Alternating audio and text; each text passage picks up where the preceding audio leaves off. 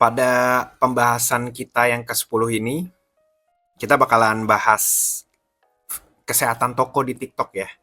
Jadi, rating toko itu di-review tiap pekan ya, teman-teman. Di Shopee juga sebenarnya, cuman di TikTok ini lebih pembagiannya itu lebih oke ya.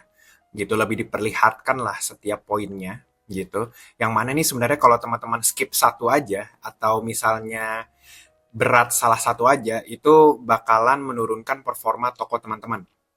Seperti itu. Nah, ada tiga pilar nih. Yang pertama adalah customer service ya.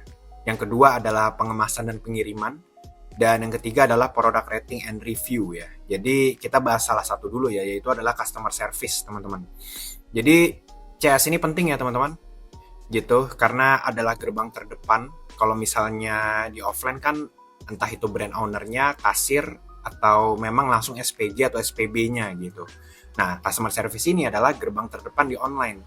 Kalau misalnya ada pertanyaan ya kan terkait product knowledge, ya kan terkait fitur, terkait benefit, kandungan utama, ya kan, pengiriman, layanan lainnya, after sales, itu kan semua ditanya ke CS.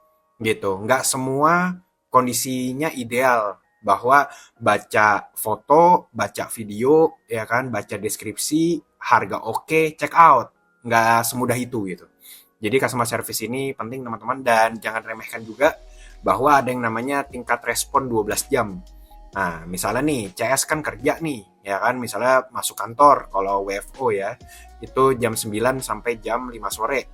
Nah, misalnya dia terakhir bales jam 5 sore deh, taruh. Terus baru tutup laptop. Nah, berarti kan batasnya itu jam 5 pagi udah harus bales. Nah, kebanyakan brand nggak terlalu merhatiin ya. Jadi, kalau bisa ya digaji lebih lah CS-nya buat bawa pulang handphone kantor misalnya. Gitu, misalnya jam 9 malam, itu balas dulu lagi.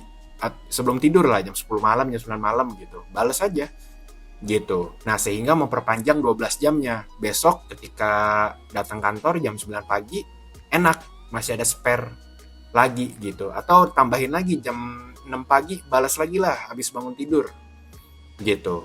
Ya, tapi ingat ya, brand owner harus ngebayar gitu. Karena banyak banget nih customer service-nya bawa pulang HP, ya kan? Tapi itu sebagai jam kerja gitu. Kerjaannya CS ya, janganlah dibayar lah di luar gaji pokoknya gitu. Karena kan ini adalah sebagaimana peraturan dari TikToknya gitu, dan juga Shopee. Memang ada peraturan 12 jam. Walaupun kembali lagi ya, bahwa sebenarnya konsumen itu tidak bisa menunggu lebih dari 1 menit mungkin atau 2 menit gitu. Jadi pengennya langsung ada balasan gitu. Jadi diperhatikan ya dari dua sisi. Pertama dari metrik customer service-nya, nggak ada keluhan sama tingkat respon 12 jam. Sama dari sisi konsumen, kalau bisa setiap 1 menit ready mah ready gitu. Jadi ya terserah mau pakai jawaban AI, ya kan, ada fitur-fitur chatbot yang untuk balasan yang pertanyaan yang sering muncul. Nah, itu bisa diselesaikan, yang penting terjawab dulu. Nanti kalau CS-nya udah ready baru tinggal dibalas pakai balasan manusia ya. Nah, atau memang CS-nya banyak, jadi mainnya shift-shiftan gitu. Gitu sih. Nah, yang kedua adalah pengemasan dan pengiriman. Nah, ini uh, paling banyak errornya ya. Jadi entah salah kirim, ya kan. Terus misalnya barangnya hilang, misalnya di gudang sendiri atau di gudang logistiknya gitu. Terus telat di scan sama pihak logistiknya gitu. Nah, ini sering banget nih. Atau teman-teman terlalu lama. Misalnya ini kebanyakan pesanan-pesanan yang masih sedikit atau pesanan masih banyak kena ya. Misalnya pesanan masih sedikit tuh konsumennya misalnya masih 10 orderan gitu.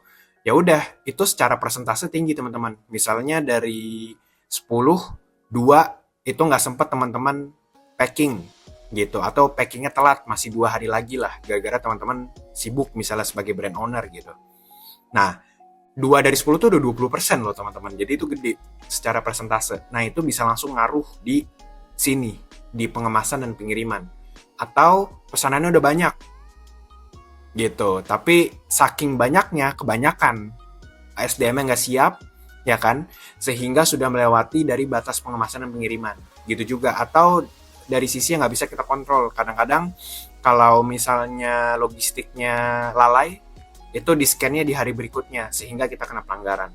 Nah, ini pinter-pinter gimana caranya teman-teman memanage SDM internal dan juga SDM eksternal yang ada di logistik.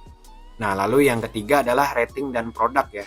Nah, ini misalnya kita kurang kirim, terus misalnya memang dari segi produknya itu kurang, ya kan, memenuhi ekspektasi konsumen, atau memang dari literasi konsumen itu sendiri yang nggak ngebaca dari segi kuantiti, dari segi kandungan utama, dari sisi mililiternya, kadang-kadang begitu, gitu. Nah, jadi atau dari segi packaging hancur, ya kan, karena dibanting-banting kurir, tapi disalahin seller, gitu. Atau ada dari sisi brandnya overclaim, ya kan, over promising, ya kan, menjanjikan ternyata produknya nggak gitu-gitu banget, gitu, ya kan.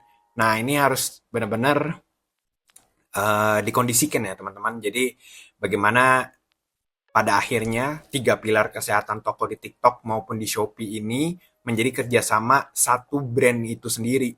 Mau itu dari host live, affiliate-nya, CS, ya kan, brand owner, supervisor, e-commerce lead-nya, ya semua tim branding, marketing, sosial medianya ya semua harus sejalan gitu. Karena ya ini tuh bisa mempengaruhi performa toko teman-teman gitu. Bisa jadi nanti trafficnya turun kalau salah satu itu buruk lah teman-teman. Ya itu aja. Pokoknya kalau menurut sih teman-teman harus jaga ini dulu ya. Pastikan ini siap sebelum teman-teman memang menyerang gitu dengan iklan, dengan affiliate. Percuma. Teman-teman orderan banyak tapi teman-teman nggak bisa memenuhi itu semua dengan tiga pilar kesehatan toko di TikTok ini. Gitu ya. Jadi sampai jumpa di video berikutnya teman-teman.